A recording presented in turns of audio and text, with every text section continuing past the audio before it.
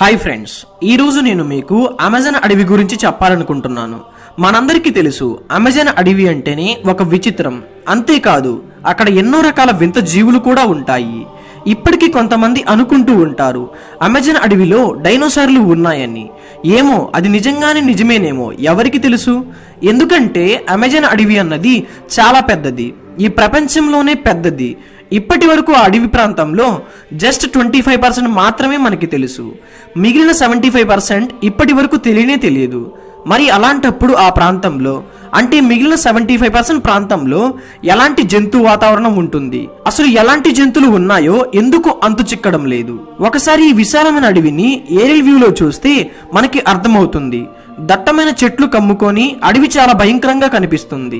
మరి ఆ లోపల ఎలాంటి జంతువులు ఉన్నాయో మనకి స్పష్టంగా తెలియదు. ఓకే, మనం ఇప్పుడు అసలు ఈ జంగిల్ లోపల ఏమున్నాయి ఒకసారి చూద్దాం. అయితే ఈ వీడియోని ఎక్కడా స్కిప్ చేయకుండా పూర్తిగా చూడండి. ఇప్పుడు అసలు టాపిక్ లోకి వస్తే, నిజంగా అమెజాన్ అడవి ఒక అద్భుతం. అందమైన విశాలమైన అడవి ప్రాంతం, దట్టమైన చెట్లు ఉంటాయి. అందుకే అనకొండ లాంటి అతి పెద్ద పాము జాతి కూడా ఇక్కడే ఉంటుంది. ఈ అనకొండ మాత్రమే కాదు, ఈ అడవిలో ఇంకా అత్యంత ప్రమాదకరమైన పాములు కూడా ఉన్నాయి. మనం సినిమాల్లో చూసినట్లు రకరకాల వింత పాములు ఇక్కడే ఉంటాయి. ఇంతకు ముందు నేను మీకు చెప్పే ఉంటాను, ఈ అమెజాన్ అడవి ప్రాంతంలో మనం ఇప్పటి వరకు జస్ట్ 25% మాత్రమే చూడగలిగాం. మరి మిగిలిన ప్రాంతాన్ని మనం ఎందుకు చూడలేకపోయాం? అసలు ఆ ప్రాంతం ఎక్కడుంది? ఆ ప్రాంతంలో వెళ్ళడానికి ఇప్పటి వరకు ఎందుకు సాహసించలేకపోతున్నారు?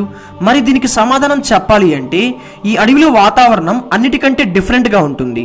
మొత్తంగా చెప్పాలి అంటే, అనుకూలమైన వాతావరణం ఆ అమెజాన్ అడవిలో ఉండనే ఉండదు. ఒకవేళ ఆ ప్రాంతంలోకి వెళ్ళాలి అనుకుంటే ఎన్నో రకాల హై టెక్నాలజీ మిషన్స్ ని తీసుకువెళ్లాల్సి ఉంటుంది.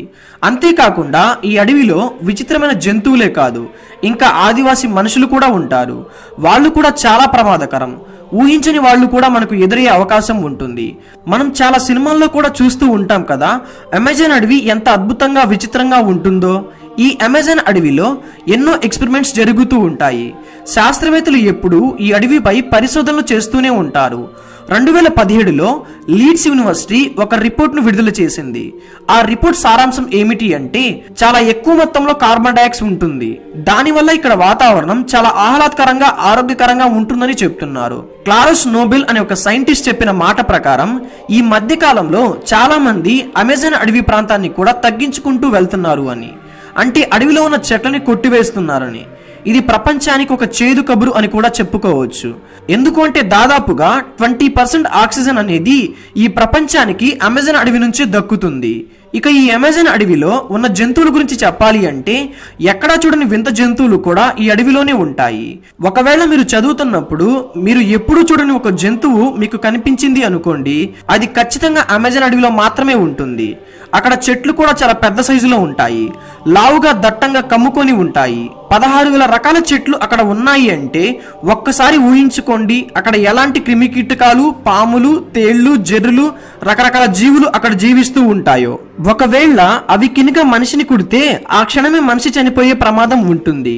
ఇవి చూడడానికి చాలా చిన్నగా కనిపిస్తాయి, కానీ వీటి నోటి లోపల అత్యంత ప్రమాదకరమైన విషయం దాగి ఉంటుంది.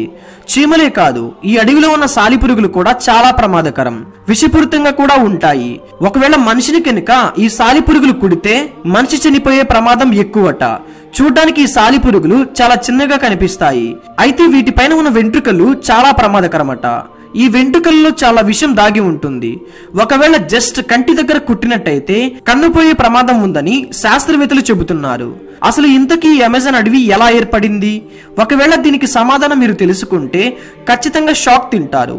అయితే కొన్ని కథల ప్రకారం ఈ అమెజాన్ అడవి ఎలా ఏర్పడింది అంటే, ఒక ఆస్ట్రాయిడ్ కొన్ని వేల సంవత్సరాల క్రితం ఈ ప్రాంతంలో పడిందని, అప్పుడే డైనోసార్లు పుట్టాయని అంటారు. డైనోసార్లే కాకుండా అత్యంత ప్రమాదకరమైన జంతువులు కూడా అప్పుడే పుట్టాయట. ఆస్ట్రాయిడ్ ఎప్పుడైతే నేలపై పడిందో అప్పుడు కొంత ప్రాంతం అంతా మంటల్లో మాడి మసైపోయిందట. ఆ ప్రాంతంలో ఉండే జంతువులు, చెట్లు అన్ని కూడా చనిపోయాయట. అదే టైంలో ఆస్ట్రాయిడ్ పేలుడు వలన సంభవించిన బూడిద అంతా కూడా వాతావరణంలో పూర్తిగా కలిసిపోయింది. కొన్నేళ్ల పాటు ఎటు చూసినా సరే దుమ్ము తప్ప మరేం కనిపించేది కాదు. అయితే అప్పటికి ఉన్న డైనోసార్లు కొన్ని చనిపోతే కొన్ని మాత్రం బ్రతికి బట్ట కట్టాయి. ఆ తర్వాత కొంతకాలానికి నెమ్మదిగా సూర్యకిరణాలు నేలపై పడడం ప్రారంభించాయి. ఆ తర్వాత నెమ్మదిగా భూమిపైన చెట్లు రావడం మొదలైంది. నెమ్మదిగా జంతువులు కూడా పుట్టుకొచ్చాయి. ఎక్కడైతే జంతువులు ఉన్నాయో ఆ ప్రాంతమే అమెజాన్ అడవి అయిపోయింది. ఈ ప్రాంతం ఇక్కడ చాలా దట్టంగా ఉండడంతో అక్కడ డైనోసార్లు ఉండేవట. అందుకే ఈ ప్రాంతం దరిదాపుల్లో కూడా మనుషులు ఉండేవారు కాదు. డైనోసార్లు అంటే అందరికీ ఒళ్ళు జలధరిస్తుంది, అంతే కదా. అయితే డైనోసార్లలో అన్ని ప్రమాదకరంగానే ఉండవు. అందులో కొన్ని సాధు జంతువులు కూడా ఉంటాయి. ఈ అడవిలో ఉన్న చెట్లు ఆకులు తింటూ ఆ డైనోసార్లు బ్రతికేవట. అయితే ఆ తర్వాత కాలంలో డైనోసార్లు నెమ్మదిగా అంతరించిపోయి అడవిలో మిగతా జంతువులు పెరగడం మొదలయ్యాయి. చాలాసార్లు ఈ అడవి లోపల ఉల్కలు పడ్డాయి. దీనివల్ల ఆ ప్రాంతంలో ఉన్న డైనోసార్లు వంటి జంతువులు కాలక్రమేణా అంతరించిపోయాయి. అయితే ఆ తర్వాత కొన్నేళ్ల పాటు మళ్ళీ అడవి మొక్కలతో నిండిపోవడం మొదలైంది. ఆ ప్రాంతంలో తరచూ ఉలకలు పడ్డం వల్ల ఈ నేలంతా బలంగా తయారైందట. దీన్నే ఫర్టిలైజింగ్ ల్యాండ్ అని కూడా అంటారు. దీనివల్ల మొక్కలు బలంగా పెరుగుతాయి.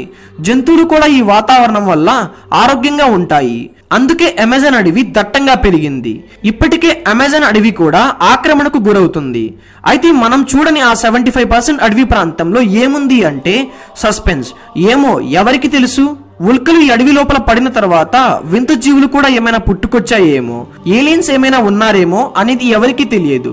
మరి ఇప్పుడు ఆ 75% అడవిని కనిపెట్టేది ఎవరు అంటే కాలక్రమేణా టెక్నాలజీ పెరిగే కొద్దీ ఆ 75% అడవి అన్వేషిస్తారే తప్ప ఇప్పటికైతే ఆ 75% అమెజాన్ అడవి మాత్రం ఒక మిస్టరీగానే ఉండిపోతుంది. సో అది ఫ్రెండ్స్, ఈ వీడియో మీకు నచ్చినట్లయితే ఒక లైక్ చేసి మీ ఫ్రెండ్స్ అండ్ ఫ్యామిలీకి తప్పకుండా షేర్ చేయండి. అండ్ మన ఛానల్ ఇప్పుడే సబ్స్క్రైబ్ చేసుకోండి. Thank you so much.